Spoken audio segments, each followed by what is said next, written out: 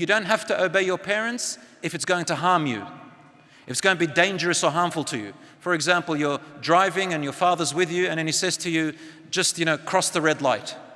Drive at 140 Ks, for example. And you know this is dangerous, or you're probably going to get a ticket. You're probably going to get the police after you, for example. Or they tell you, for example, to, something's going to harm you. Your money. They say to you, you must take out of your money and give it to your siblings or to your cousin, and so on. And as a result, you're going to be in hardship, financial hardship. You're not going to be able to pay bills, for example. You're not going to be able to pay for your courses. If you're going to be harmed financially, you don't have to obey your parents in doing that.